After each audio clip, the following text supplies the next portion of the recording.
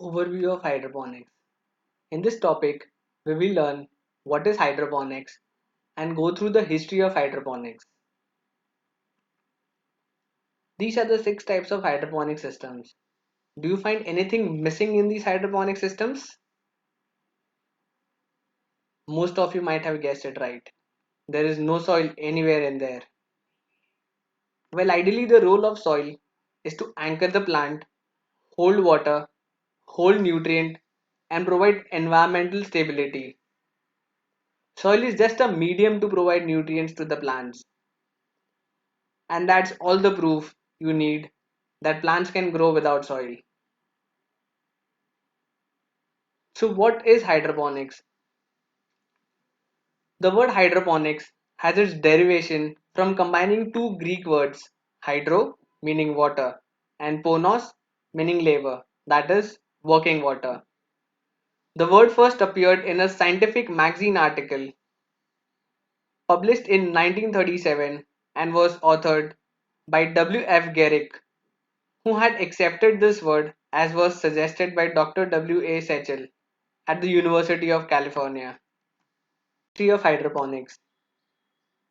Many different civilizations have utilized hydroponic growing techniques. The growing of plants in nutrient rich water has been practiced for centuries.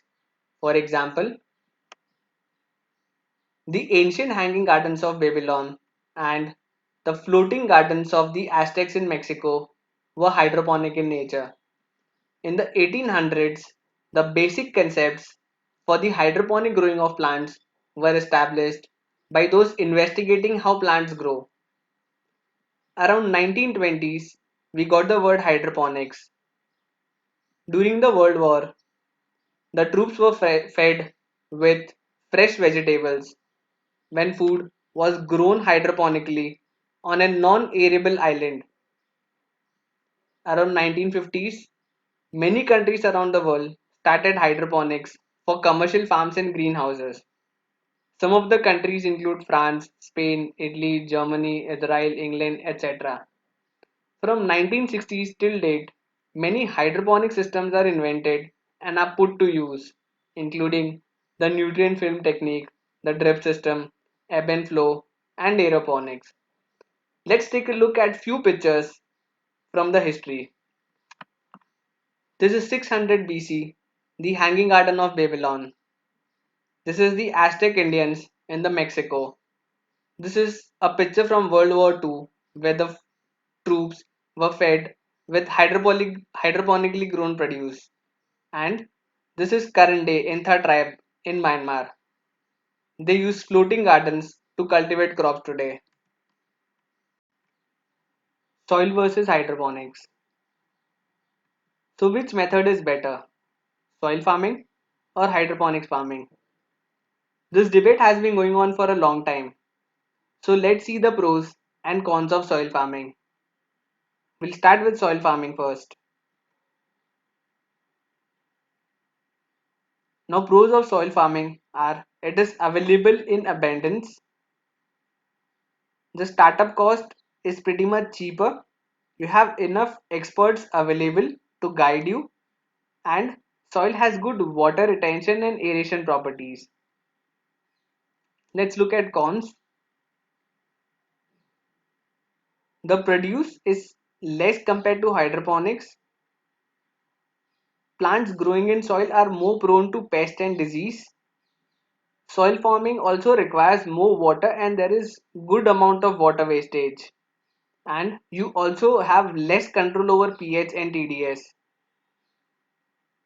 So let's check hydroponic farming pros and cons. So we'll start with hydroponic pros first. Pros first. The first pro is your yield is increased, so you get a higher yield production.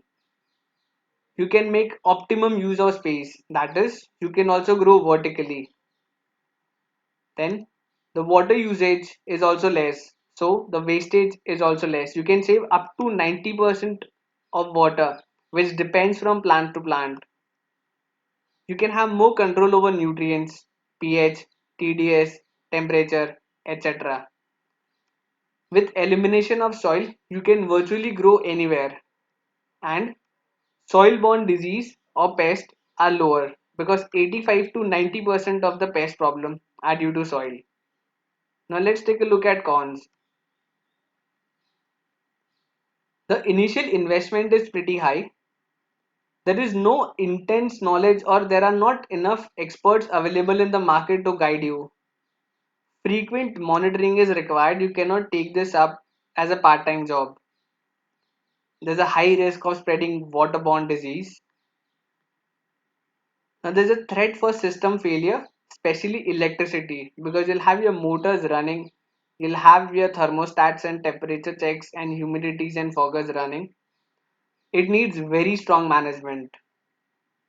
So these were the pros and cons of hydroponics and soil farming. Next, we'll learn about top 5 reasons to choose hydroponics. Top 5 reasons to choose hydroponics. So now we'll understand top 5 reasons why you can choose hydroponics over traditional farming. So the number one reason is less water usage. Hydroponic technology reduces water usage up to 90%. Second, higher yields. Hydroponics can increase yields up to 2 to 3 times if managed properly. Third, less use of resources. Use of labor, land, and water is reduced. Fourth, less use of pesticides. Plants growing in hydroponic systems are healthy and thriving, leaving them less vulnerable to pest attacks, and hence use of pesticide is greatly reduced. Lesser crop cycle. Using hydroponics in leaf crops yields 5 to 6 crops a year compared to only 2 to 3 in the soil. Since there is direct contact of roots with high nutrient solution, the plants grow faster, reducing the crop cycle. This table represents annual production compared with soil and hydroponics. In the table, Dr. Howard M. Resch compares yields per acre in soil versus hydroponics. The hydroponics pioneer, Dr. Howard M. Resch, makes a compelling case for ditching the dirt and going soilless. Resch outlines the efficiency of regulating the nutrients and water in hydroponics, the low cost and ease of use to sterilize the medium, as well as how hydroponics allows for higher density planting and ultimately increased yields per acre. If you see in the table and you compare for soil versus hydroponics, you'll notice that there is at least 100% increase in each of these crops. Now that you have seen the percentage increase in crops, it is very important to understand the technical factors and the reasons behind high yield. It just doesn't happen like that. You need to take care of few things. So why exactly are the crop yields higher and so much greater for hydroponics? So let's take a look at most important factors. The first one is year-round gardening. One of the most important factors influencing hydroponics yield is its ability to grow crops indoors and year-round. Field crops are often limited to one harvest per year because of weather variations. Since greenhouse and hydroponic crops are grown indoors, you can cultivate 12 one-month crops, 5 70-day crops, or whatever crop harvesting time frame you choose. As a result, you can increase crop yield each year by 2 to 8 times by growing indoors and year round with hydroponics. Second factor is higher plant density. Hydroponics allows for higher plant density in the following ways. Hydroponic crops can be grown closer together than in soil. For example, in soil, a normal distance between two spinach or lettuce heads would be around 8 to 12 inches, or let's take an average of 10 inches. However, in hydroponics, the distance is greatly reduced. On an average, the distance is 5 to 6 inches. The other way is hydroponic crops can be grown vertically as opposed to horizontally. And They can also be grown in layers. You can also leave much less walking space between rows. So these are the ways you can increase your plant density. Employing any one of these methods can increase crop yields, but incorporating several can result in even more plant density. Overall, you can increase plant density 4 to 16 times with hydroponics. The third factor is proper lighting. Plant growth is dependent on adequate lighting. Field grown crops depend entirely on the sunlight for their growth. Greenhouse or indoor hydroponic crops utilize grow lights to mimic the sun's natural light.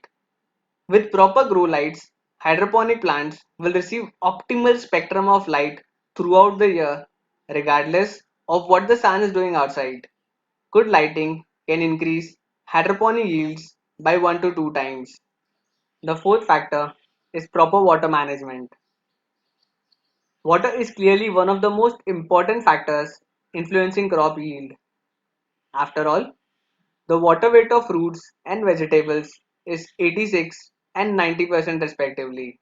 Field grown crops are susceptible to droughts and inconsistent rain patterns. Too much or too little can wreak havoc on crops. Water can be managed much more efficiently with hydroponic and greenhouse crops. The proper water management can translate to 1 to 2 times increase in the yield. The fifth factor is efficient hydroponic fertilizer. In hydroponics, a fertilizer is mixed with water to create the nutrient solution. This nutrient solution is pumped into the pipe or grow bed to feed the plant's roots. Hydroponics allow plants to get the correct nutrients they need. Soil grown crops don't have it as easy. If they don't get proper nutrients at the right time, the crops will suffer. Hydroponics provide a much more efficient way of delivering nutrients to plants. Yields can be increased 1 to 2 times if greenhouse or hydroponic crops are fed properly. I'm sorry. The sixth part is managing CO2 and temperature. Temperature and CO2 are important factors in plant growth. Each crop variety has its own preferred temperature, and this varies depending on its phase of growth. As for carbon dioxide, the more CO2 in the air, the faster a plant grows. With hydroponics, the yield can be multiplied by 1 or 2 times if temperature and CO2 are kept within ideal levels. When you multiply all these factors together, the crop yields of hydroponically grown plants can be up to an astounding 100 times higher than crops grown in soil. Now, before starting your own farm, it is very important to understand management practices followed in soil versus hydroponics. So, the first is sterilization of growing medium. In soil farming, it takes about minimum 2 to 3 weeks. However, in hydroponics, the time is much shorter. Plant nutrition. Plant nutrition in soil farming is highly variable and it's not localized. So, deficiencies are often observed in soil farming and the nutrients are not available or easily available to plants due to poor soil structure. If we compare this to hydroponics, then plant nutrition is completely controlled, it is relatively stable, and it is readily available to plants in sufficient quantities. Then comes plant spacing. Plant spacing in soil farming is limited by soil nutrition and the available light, whereas in hydroponics it is limited only by available light. Therefore, closer spacing is possible, which increases the number of plants per unit area. Then we need to take care of weed control and cultivation. In soil farming, since the weeds are present, they need to be cultivated regularly. Whereas in hydroponics, there are no weeds, so no cultivation is required. Moving on to crop rotation. In soil farming, you need to have crop rotation to overcome buildup of infestation, and there is no need for crop rotation in hydroponics. Next is water. Plants often subjected to water stress due to poor soil water relations, soil structure, and low water holding capacity.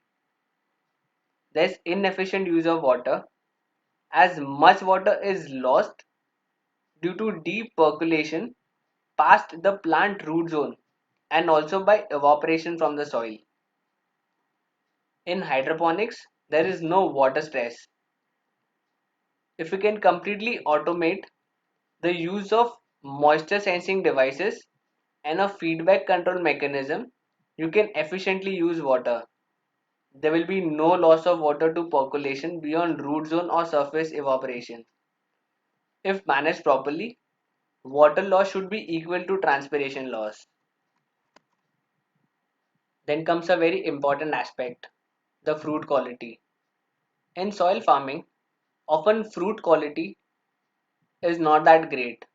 The fruit is soft or puffy due to potassium and calcium deficiencies. This results in poor shelf life. If we compare this to hydroponics, the fruit is firm with long shelf life. This enables growers to pick vine ripe fruit and still be able to ship it relatively long distances. Next is fertilizers. Fertilizers are used in large quantities and they are inefficient as almost 50 to 80% of fertilizers can be leached. However, in hydroponics, the fertilizers are used in small quantities and they are used much more efficiently as they are directly available to plants. Talking about sanitization. Organic waste used as fertilizers onto edible portions of plants can cause many human diseases. However, in hydroponics, no biological agents are added to the nutrients, so no human disease organisms present on plants. Then comes transplant shock. For transplanting, you need to prepare soil, uproot plant, which leads to transplant shock. However, in hydroponics, there is no preparation of medium required prior to transplanting. Hence, transplant shock is minimized. Then there is plant maturity. The plants in soil farming matures much slower compared to hydroponics which matures much faster. Why? Because in hydroponics if you provide adequate light conditions, plant can mature much faster compared to soil farming. Then comes a very important part which makes a huge difference is the amount of yield. In soil farming the yield is much less compared to hydroponics because of various factors such as density of the plants. So this was the management practices where we compared soil farming versus hydroponic farming. It is very important to understand all the aspects of management practices. Types of hydroponics. We will study 6 types of hydroponic system in detail.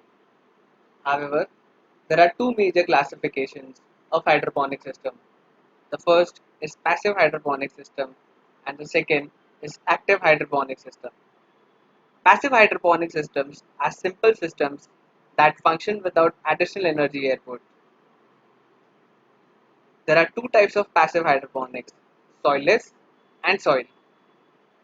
Passive hydroponics provide water only beneath the plant roots and doesn't recirculate. The nutrient-rich water remains in the system until it is used by the plants. Now we'll move on to active hydroponic system. Active hydroponic systems have additional pumps, aerators, humidifiers, or mist sprayers. So it requires additional energy, usually in the form of electricity. Although active hydroponic systems are more complex in design, they are much more effective in terms of plant growth due to the introduction of oxygen. So let's classify all 6 hydroponic systems into passive or active hydroponic system. So the first one is Wicks system. Wicks system If you introduce an air pump, then it becomes an active hydroponic system. And if you do not use an air pump, then it is a passive hydroponic system. Next is deep water culture. With the introduction of air pump for aeration purpose, it becomes an active hydroponic system. Next, ebb and flow. Again, this is an active system because of water pump. Next is drip system. Even this is an active system. After that, nutrient film technique or NFT. Even this is an active system. And the last one is aeroponics. Aeroponics is also an active system. Components in a hydroponic system. These are basic parts of a hydroponic system. You should know about them before we proceed to more details about different types of hydroponic system. So the first is light or sunlight. Generally crops need 8 to 10 hours of daily light. It can be in the form of sunlight or full spectrum grow lights. Next is growing chamber or tray. This is where you will place your plants with or without net pots depending on the system you are using. There should be drainage holes for proper drainage of nutrient solution except for DWC, WIC and aeroponic system because there is no circulation of nutrient solution. Next, it's growing medium. Any non-soil substance that supports plant growth. We'll study more about growing mediums in future chapters. After that, you need air pump. Air pump supplies oxygen to plant roots. It is not mandatory in all systems except DWC. However, it is recommended for better plant growth. Then comes nutrient solution. This is an essential element for all hydroponic systems. It contains all nutrients required for plant growth. We will teach you how to make this at home. After that, it's the reservoir. It is the container that holds your nutrient as well as your air pump and submersible pump. So this entire container is called as reservoir. Submersible pump pumps nutrient solution from reservoir to the growing chamber. So it goes from reservoir to the growing chamber. Next is delivery system. It is a pipe, tube or a wick that carries nutrient solution from the reservoir to the growing chamber. After that is the return pipe. Nutrient solution is fed to the plant through the delivery system and is returned to the reservoir through the return pipe. And the last one is the timer. It controls the submersible pump. Based on the timer set, it goes on and off. So the first system on our list is drip system. Drip systems are usually found in commercial settings as opposed to residential because they are better implemented on a large scale. These are similar to NFT systems where the plants are held in a separate channel. The plants are suspended in net pots over a thin layer of water and nutrient solution. A pump continuously moves the water through the channel to improve oxygenation and nutrient uptake. Leftover solution flows back into the reservoir to be reused. Now let's take a look at pros and cons of drip systems. So the pros are drip systems offer greater control over the schedule of feeding. For commercial spaces, these can be inexpensive and highly effective. The cons, these systems require a lot of moving parts, which can be overkill for home gardens. You have to be highly aware of monitoring pH and nutrient levels. These don't recirculate all solution, which can lead to high level of waste. So let's take a look at a few pictures and I'll try to explain how the system works. So this is one of the picture. This is your reservoir that has a nutrient solution and a pump. The pump pushes water through this pipe, and the pipe is connected to drippers. This is how drippers look. They drip water drop by drop. You can choose the capacity of the dripper according to your requirement. Some come in 4 liter per hour, some come in 8 liter per hour. So you can choose as per your requirement. So drippers emit water and it goes through this medium, and then it goes through the drainage pipe and it returns back to the reservoir and it recirculates again. So this is a basically recirculating drip system.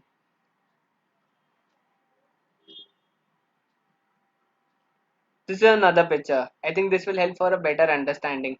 This is your reservoir. There's a submersible pump inside. The water is pushed through this black wire and it goes through here and it drips the water here. The excess nutrient solution flows down through here, through the return pipe and back to the reservoir.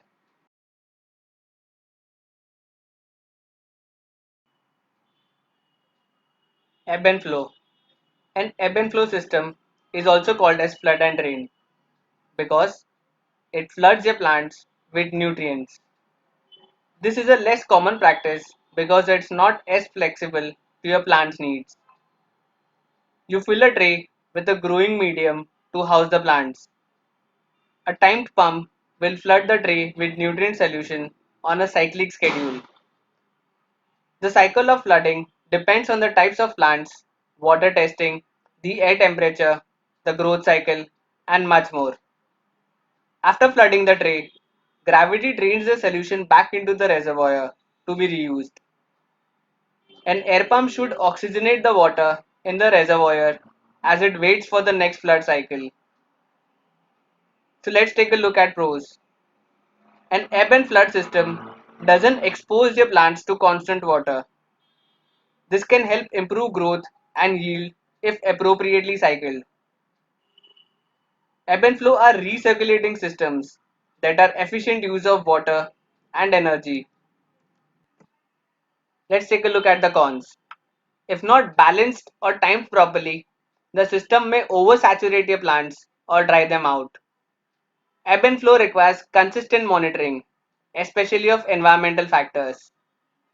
So let's understand ebb and flow system with the help of a picture. So this is how an ebb and flow system looks like. This is your reservoir. This is your grow tray. This is the medium for housing your plants. How it works is there is a submersible pump inside. This is your timer. So the timer switches on the submersible pump as per the schedule. The water goes in through the inlet. This is the inlet. The water goes through here and it fills or floods the entire tray. So this is how your plants get nutrients. Now once the water reaches this level, the water starts draining down. So this continues for a cycle for say example 15 minutes or two cycle of 15 minutes in 24 hours or two cycle of 30 minutes. So the water moves from the inlet, it will flood the tray, it will flood until the drain height you have. Once it reaches there, it starts draining down, and once you shut down the pump, the water can go away through the drainage pipe as well as the inlet pipe. So let's take a look at another picture. So this is how the flooding happens. These are your plants.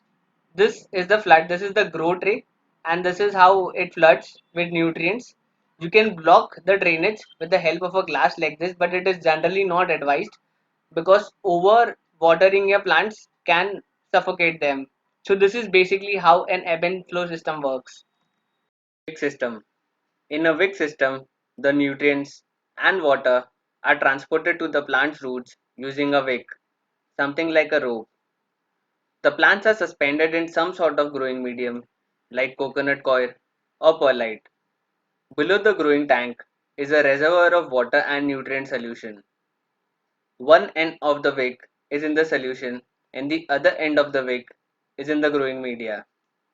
This allows the wick to transport the water and nutrients at the same rate that the plant's roots require the nutrients.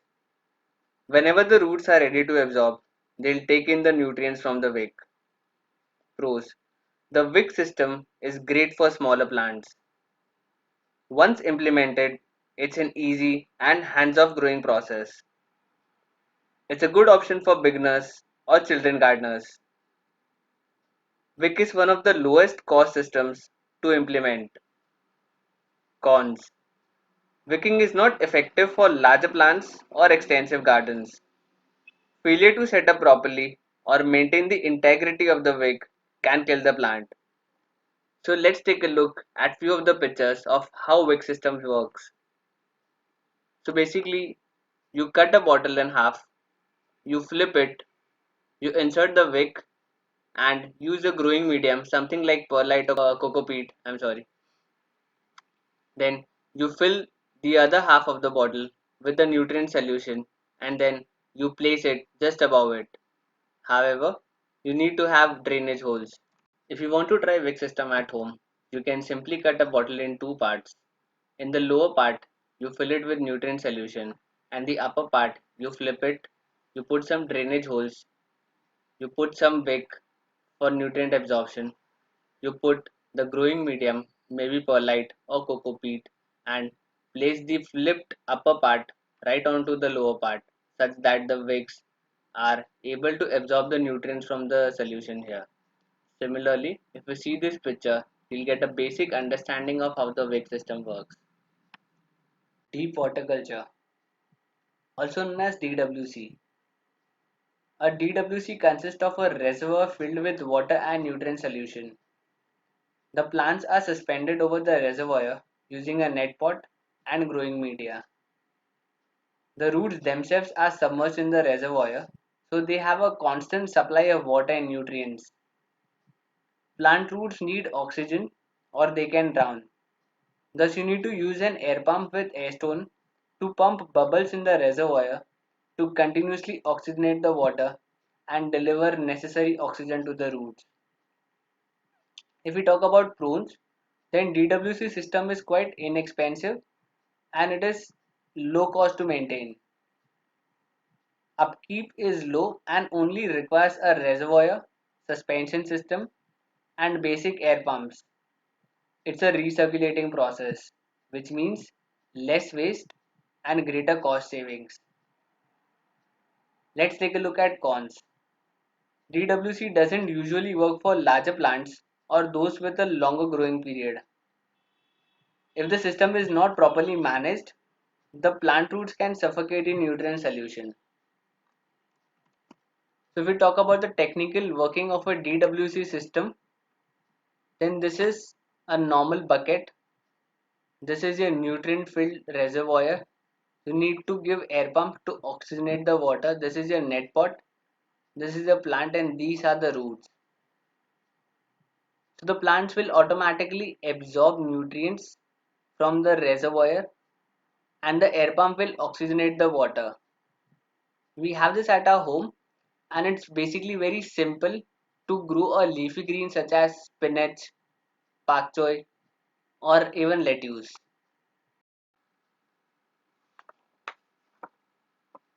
Aeroponics. In an aeroponic system, the plants and roots are suspended in air. The reservoir has misters which spray a fine spray over the plant roots. Some growers will use a non-stop fine mist while others will mist on a cycle. The cycle of misting is shorter than the flood and drain model with only a few minutes between each cycle. This allows the roots to continuously have nutrients without oversaturation or submersion. It also naturally allows the roots greater exposure to oxygen, which is critical for growth and development. So the pros of aeroponics are the roots are exposed to more oxygen. There is less likelihood of oversaturation or undersaturation of roots. Aeroponic systems are generally the easiest to maintain and monitor. However, there are few drawbacks of aeroponic system. This is one of the more expensive systems among all the hydroponic systems. A failure of a pump or a mist nozzle can have dire effects on plants. So basically a system failure can also kill your plants. So let's take a look at some working aeroponics system. So this is how the misters look. They mist water at regular intervals. Some do it non-stop and some do it uh, at regular intervals. So this is how the roots are suspended in the air, and these misters mist water regularly. The nutrient mixed water, just to be clear. So this is a small one. Again the same thing. This is the submersible pump. It pushes the water through this pipe, and these misters mist water to the roots. So this is how they get oxygen and nutrient filled water. Nutrient film technique, also known as NFT. The nutrient film technique supplies the plant's roots with a thin film of nutrients. The water and nutrient solution is held in a large reservoir which has an air pump and air stone to stay oxygenated, like a DWC system. However, unlike the submerged roots of a DWC, the NFT system plants are grown in a nearby channel in net pots.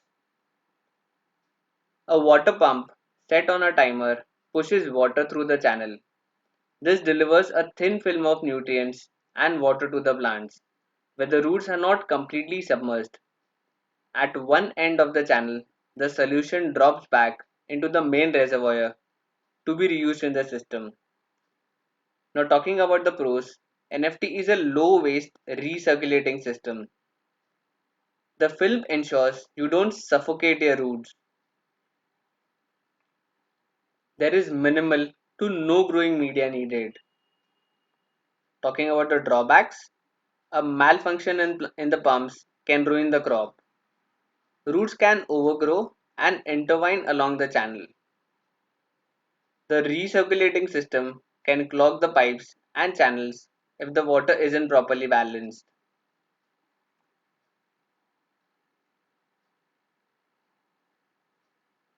So let's take a look at few of the pictures of how NFT system works. So let's take a look at few of the pictures and try to understand how NFT system works. So if you see over here, this particular part, the plants are placed very close to each other because this section is a nursery and this is the actual growing section. Still, I'll try to explain over here. So this is the NFT channel. The plants are placed over here. The water is pushed from the reservoir through these white pipes and it's pushed again through this black pipe. The water flows through here all the way and goes back in the main reservoir just like this. So there is a slope somewhere around 2 to 3% or maximum 6% of slope is kept so that the water flows back into the reservoir. DFT versus NFT.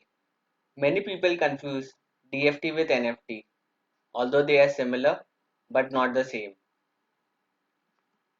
DFT is deep flow technique. The DFT system keeps the plant's roots in nutrient solution at all times. This system has no slope. An air pump is used to increase the oxygen in the water. On the other side, NFT, that is nutrient film technique, a type of hydroponic system where plant roots get continuous, highly oxygenated water and nutrient solution. Oxygen is usually supplied using an air stone that pumps air into the water. So if we see here DFT, there is no slope at all. And if we see at NFT, there is a percentage of slope as I already discussed when I was explaining NFT. So these are minor changes in NFT. However, there are few reasons that gives an upper hand to DFT over NFT, especially in India. So let's take a look at few of the advantages of DFT. The first, you don't need to keep a slope. This can ensure proper nutrient flow to all plants. It has an upper hand in case of power outage because there is always 2 inches water in the pipe. assuming the pipe has 4-inch diameter. When you use DFT, you can have more utilization of vertical space. This is more effective in India as it is considered more cost effective. A DFT system can accommodate around 90,000 plants in 1 acre, which is 50% higher than NFT. What can I grow with hydroponics? First is herbs. Many herbs will grow very well in a hydroponic setting.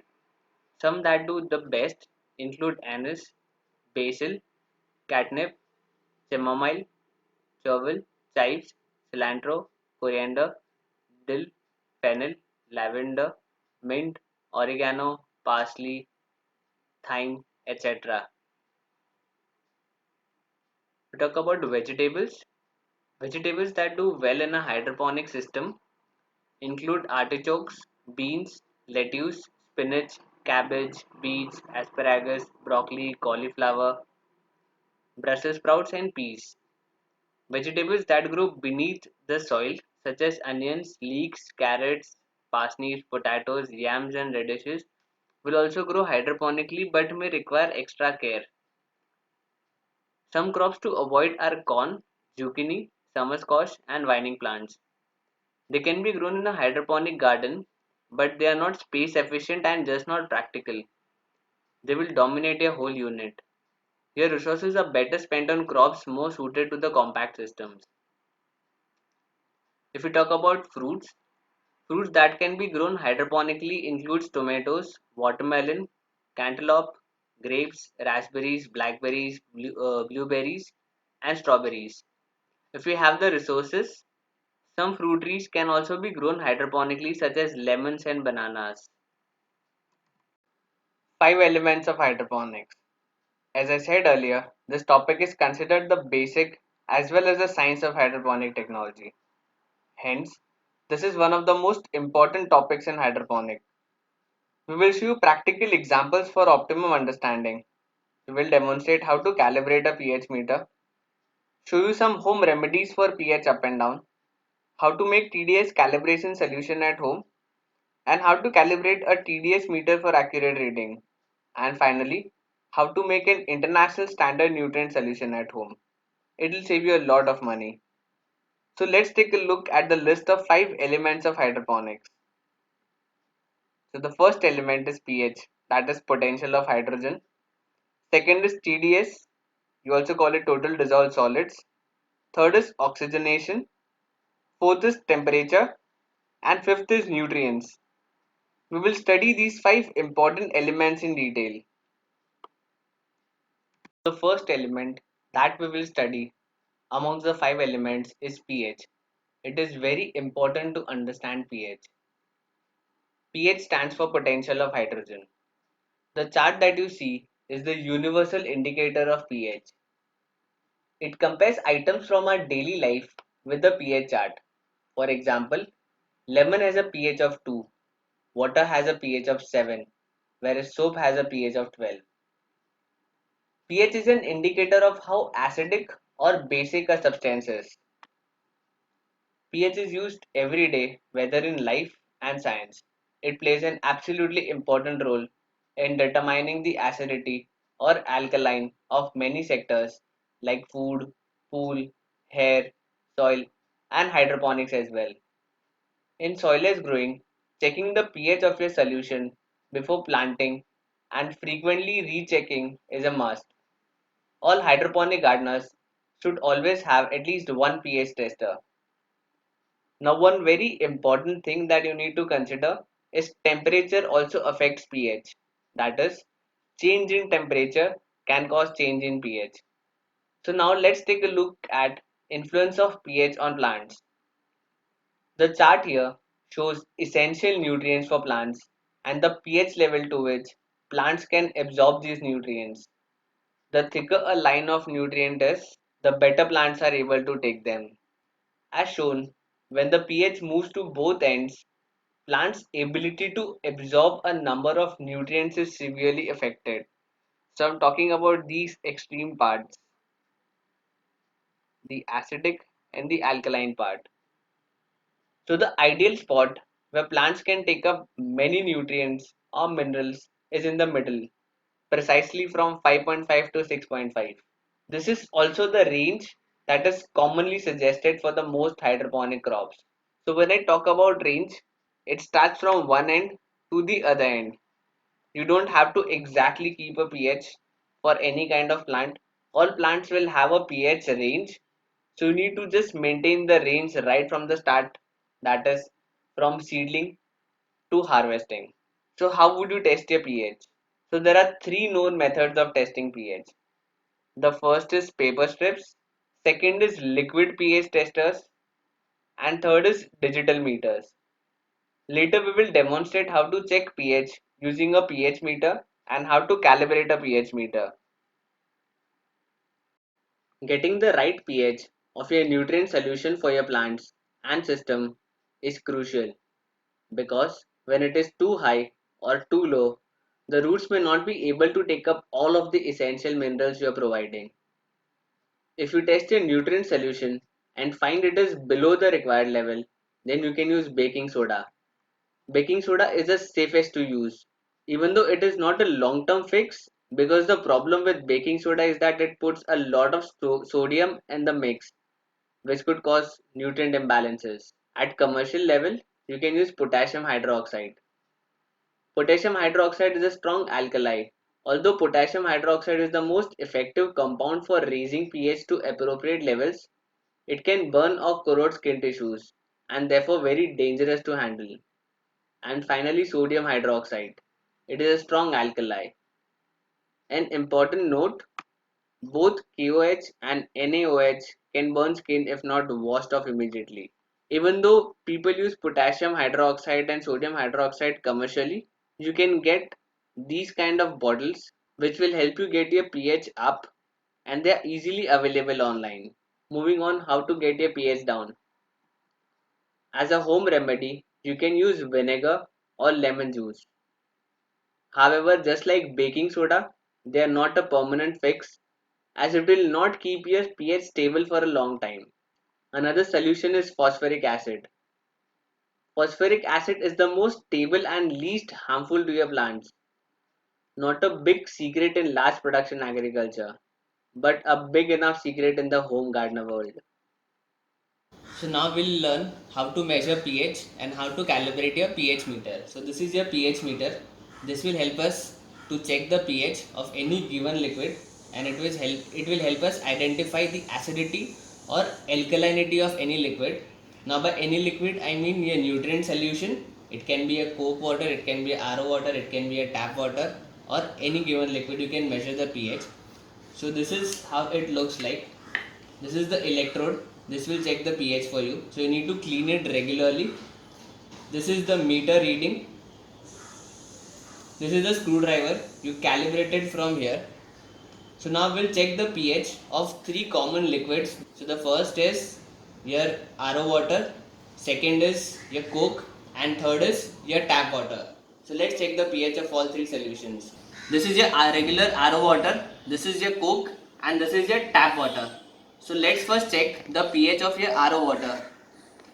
So you need to wait for 30 to 60 seconds so that the meter stabilizes and you get an accurate reading of your solution or of your liquid. So now we'll wait for 30 seconds and we'll see where the meter stabilizes. So now as you can see, the reading of this solution has stabilized at 3.8. So now we'll check pH of coke. We'll let it stabilize for 30 to 60 seconds. So after 60 seconds, you can see that the pH meter has stabilized to a reading of 0.1.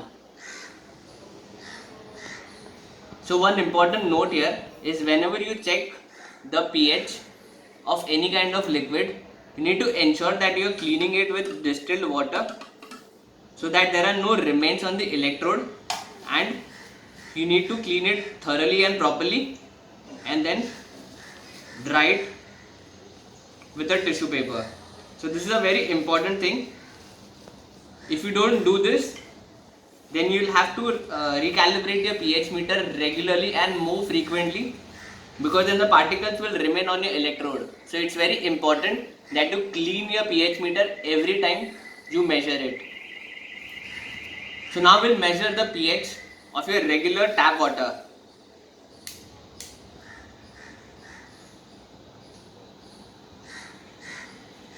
So now we'll wait for 60 seconds. We'll let the meter stabilize and then we'll check the reading. So as you can see that the pH meter has stabilized and you're getting a reading of 4.6. So we'll clean this, as I said earlier, with distilled water and dry it with the tissue paper. Now it is very important to note that you might not be sure that if the pH reading that you're getting is accurate or not. So now we'll calibrate your pH meter and we'll learn how to calibrate it. So we'll calibrate with the help of your buffer solutions. You have two kind of buffer solutions. The first, as you can see, it should show a pH reading of 4.01 and second, it should show a pH reading of 6.8. So now we have prepared two buffer solutions. This solution should show a reading of 4 and this buffer solution should show a reading of 6.8, and based on these two liquids it will help us calibrate our pH meter. So as you can see, this particular solution is giving a reading of 6. So we'll wait for 60 seconds, we'll let the pH meter stabilize and then we'll calibrate this particular solution, this particular pH meter according to the solution. So as you can see, the reading has stopped at 5.9. So we'll have to bring it down the reading to 4. So we'll do it with the help of the screwdriver. You'll have to put the screwdriver over here and adjust left and right based on the reading that you need.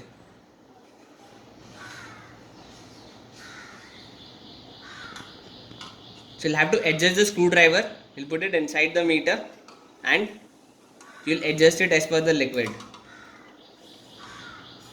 As you can see, we have stopped it at 4. So this should give you a reading of 4. Ideally it should be 4.01, but since the meter gives a reading of 2 digit, we have stopped it at 4.0. A 0.1 here and there is not a problem. So this particular meter is reading right for this particular solution.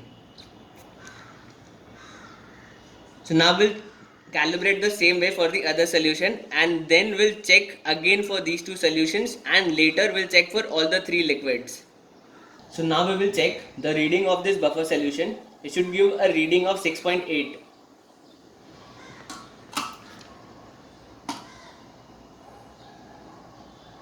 We'll wait for 60 seconds for the meter to stabilize and then we'll see the final reading.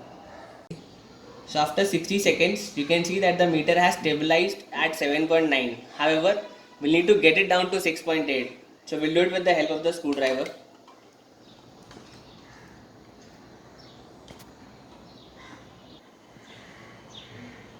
Okay, so this has stabilized. Now you can see that it is giving a reading of 6.8. So now what we'll do is we'll wash this. We'll wash the pH meter again and then we'll check the reading of both the solutions again. So this should give you a reading of 6.8 again and this should give you a reading of 4. Once it gives a correct reading, your pH meter has been calibrated. So I have repeated this multiple times. It is very important to clean your meter, be it your pH meter or TDS meter, and now we'll check the pH again for these two solutions.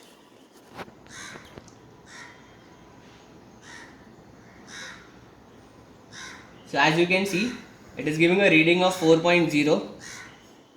We'll wait for 60 seconds. So you can see that it is giving a correct reading of 4.0. Now we'll check for the other solution. So right now it's giving a reading of 6.8. We'll wait for 60 seconds and we'll check the reading. So after 60 seconds, you can see it is giving a stable reading of 6.8.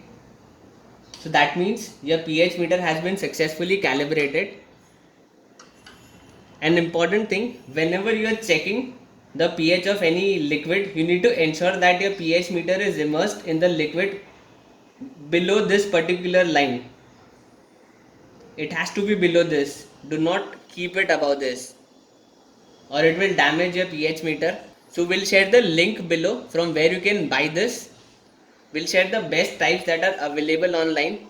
A few links from Amazon. You can go ahead and buy this, and this will work just fine for a nutrient solution. So now that we have calibrated our pH meter, we'll check pH meter of all three liquids that we had checked before. So first we'll start with RO water.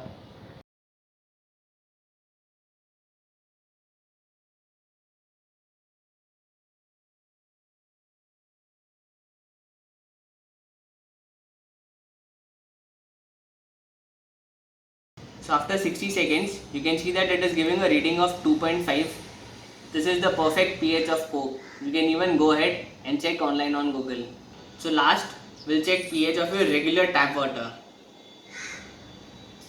So the pH meter has stabilized and it is giving a reading of 7.4. So as you have seen for all three liquids, after calibrating, it was showing the correct pH for all three liquids. So it is very important to calibrate your pH meter regularly. If you're doing at home, then you need to calibrate maybe once a week. So the second element is EC, that is electrical conductivity. In water, there are usually traces of all kinds of minerals such as calcium, iron, potassium, magnesium, etc. But the presence of EC alone does not necessarily indicate that the water contains nutritional salts that will help the plants to grow. Now, tap water contains sodium and chloride, which have an EC value but no nutritional value for plants. So, water contains much more than just H2O, and those extra particles are actually what conducts electricity. In fact, pure water is a terrible conductor. Distilled water, demineralized water, and usually even rainwater will give your EC meter a reading of 0, indicating that they contain no trace elements. So basically, more dissolved minerals or salts in water will give you a higher EC meter reading. So this is how an EC meter looks like. So generally, if you check on Amazon or other websites, you will get a TDS and EC meter. So this meter will not just read your TCS but TDS, but also your EC reading as well. The third element is TDS, that is total dissolved solids. EC or electrical conductivity is the measure of the concentration of conductive minerals in your water, noted in Siemens per meter. Similarly, TDS or total dissolved solids, that is total amount of minerals, salts or metals dissolved in water, is measured in ppm, that is parts per million. The difference between EC and TDS is that EC does not accurately measure minerals that aren't electrically conductive, like sulfur and silicon, or most organic nutrient additives, where TDS does. A TDS reading of 1 ppm would indicate there is 1 milligram of dissolved solids per kilogram of water. There are no meters that will indicate what elements are in a solution or in what quantity. I'm sorry. So basically, this is how a TDS meter looks like. We saw the same meter when we were learning about EC. So this is your TDS and EC meter. So this will give you the TDS reading and EC reading for a nutrient solution or any liquid. It has three buttons. This is a on and off button. This is a shift button and this is a hold button.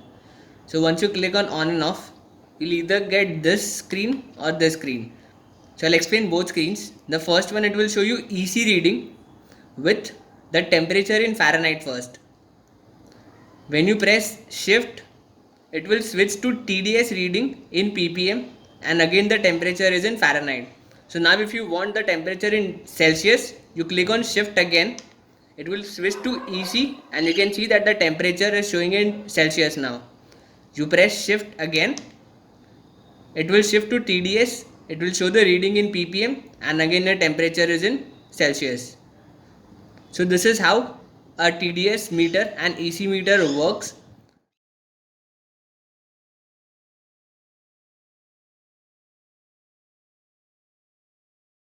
Now we'll check the TDS for a RO water. Just like I told in during pH meter reading, we need to keep it stable for 60 seconds to get accurate reading and to have your TDS meter stabilized. So we'll wait for 60 seconds. So after 60 seconds, you can see that the TDS reading for RO water is 65 ppm. So just like pH meter, we'll rinse it off in distilled water. We'll clean it with the tissue paper and now we'll check your TDS for Coke.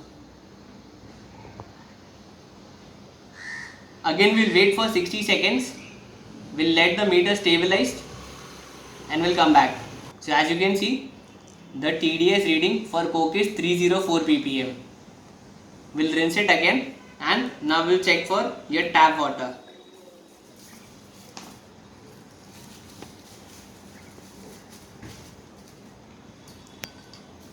We'll wait for 60 seconds again. So the TDS reading for a regular tap water is showing at 35.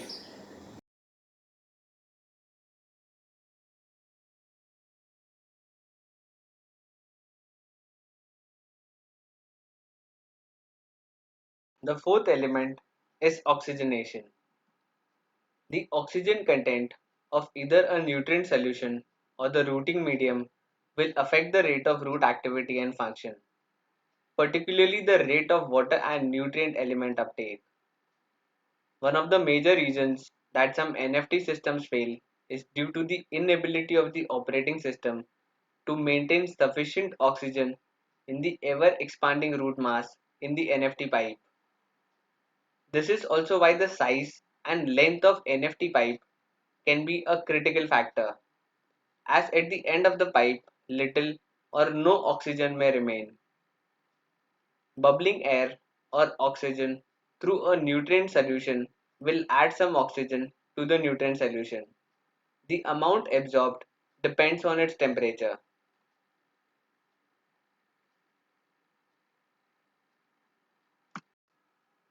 Normally,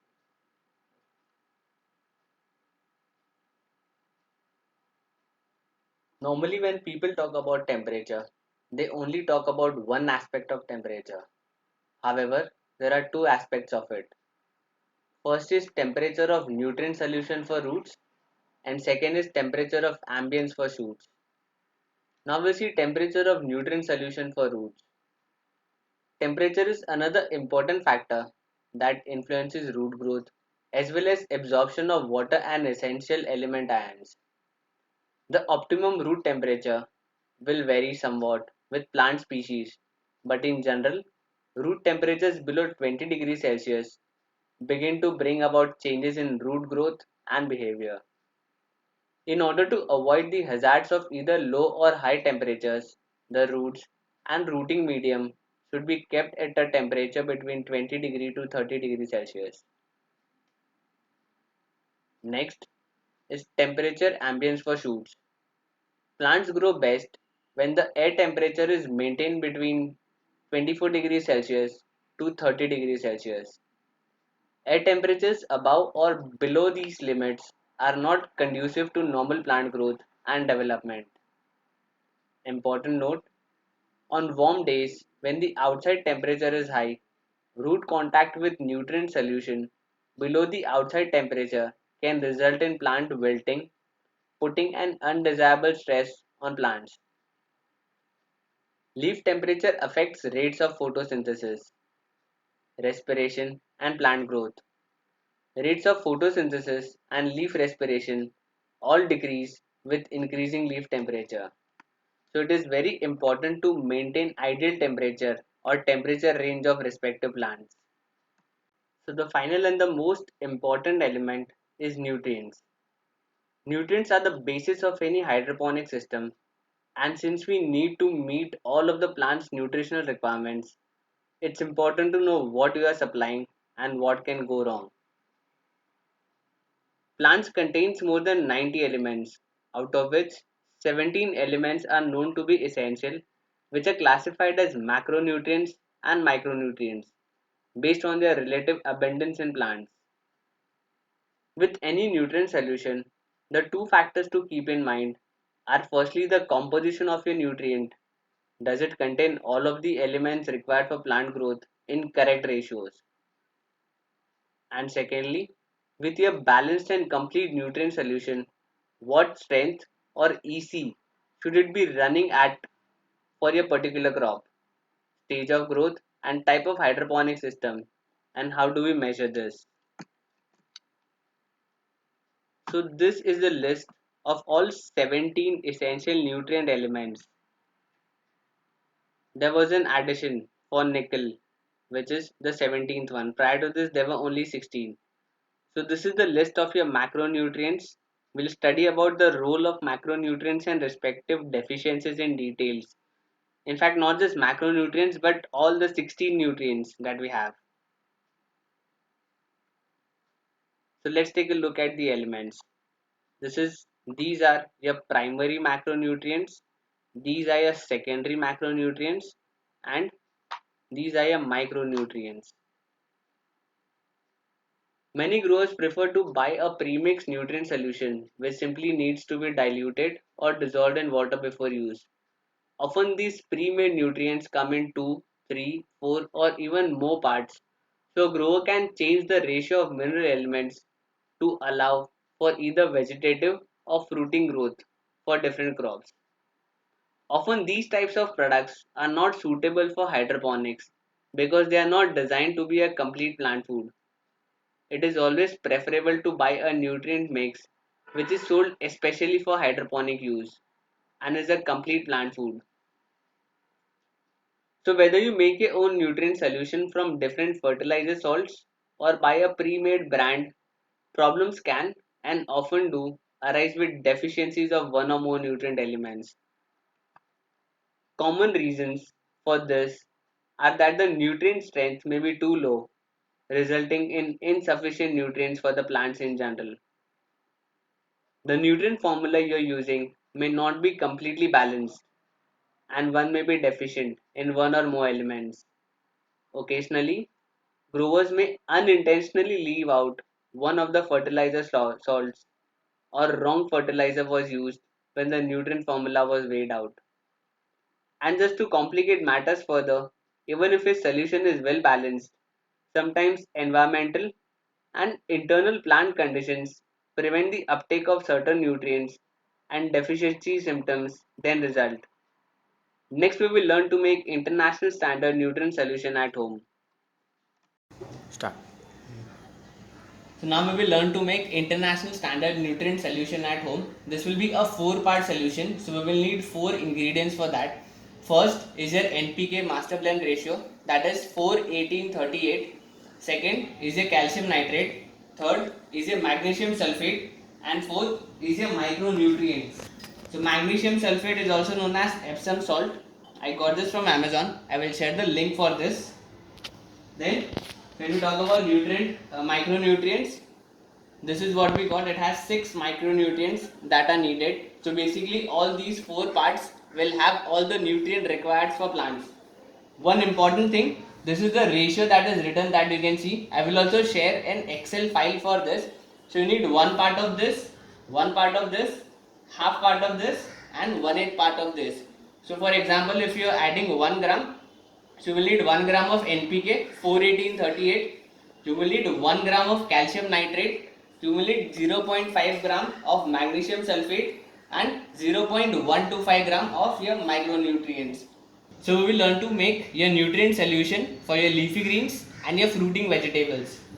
So let's first learn for your leafy greens. When I say leafy greens, I mean your lettuce, your spinach, your basil, your pak choi, etc.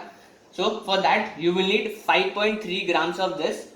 One important thing that you need to remember is you need to calibrate the dish before you start weighing a nutrient solution. So we'll need 5.3 grams of this.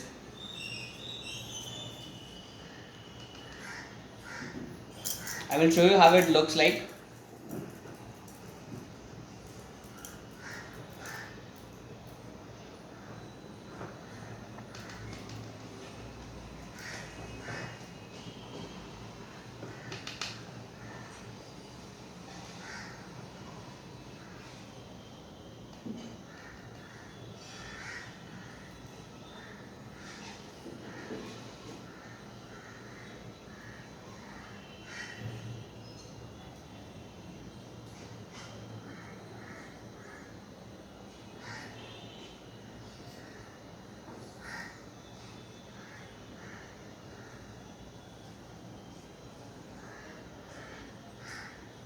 So this shouldn't be a problem.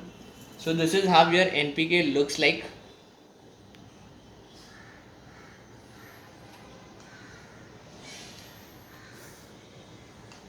One important thing, don't mix the spoon for all the nutrients. Try to keep it separate for all of them. So I normally put the spoon inside. I got a new pack.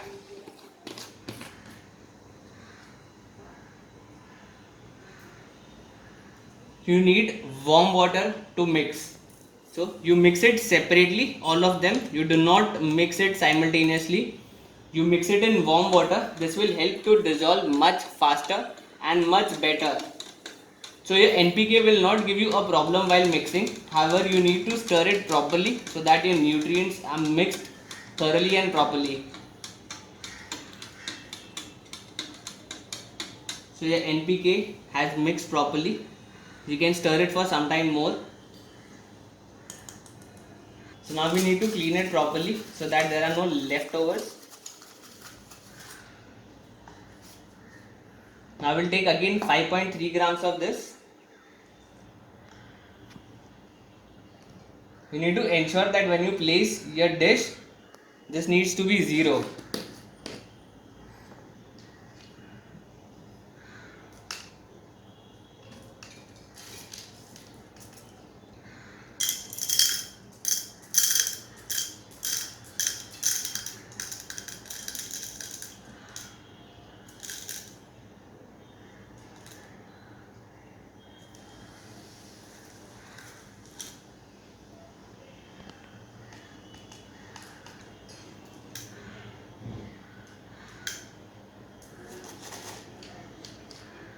So we got 5.34. This is sufficient.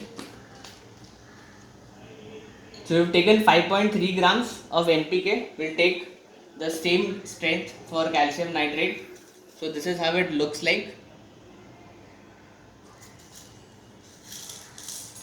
Again, use warm water for mixing all your solutions.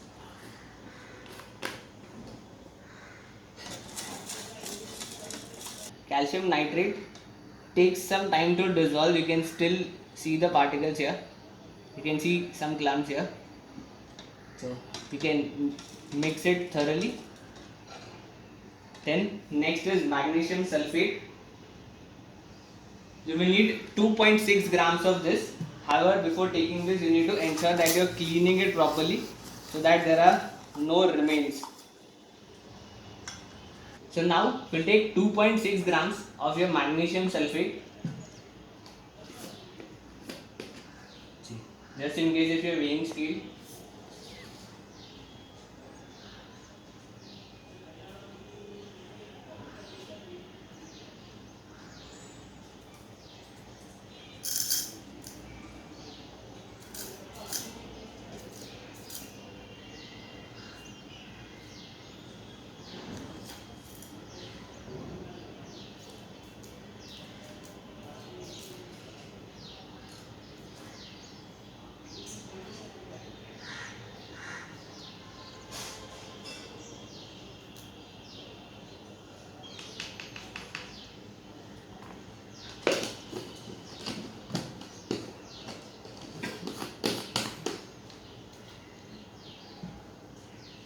So this is how it looks like.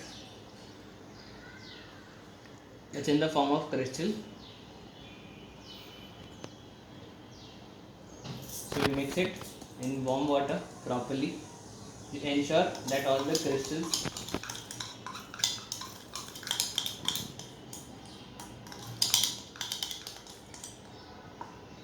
need to stir it properly.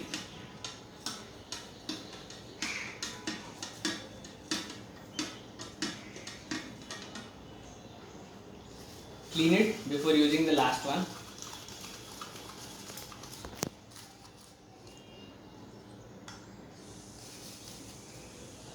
And the last one is your micronutrients. You will need 0.7 grams of this.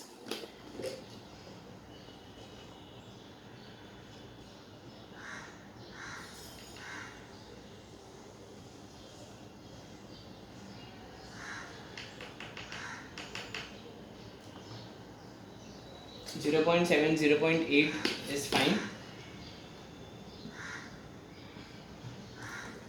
So I'll show you from this. This is how it looks like. So this is how your micronutrients look like. It's very powdery and it should dissolve easily.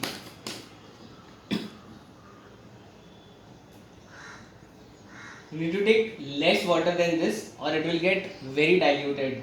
So micronutrients you can mix in two ways. I have reduced the water. You can either put in the warm water, or once you have mixed all three solutions one by one, you can mix micronutrients directly to avoid dilution.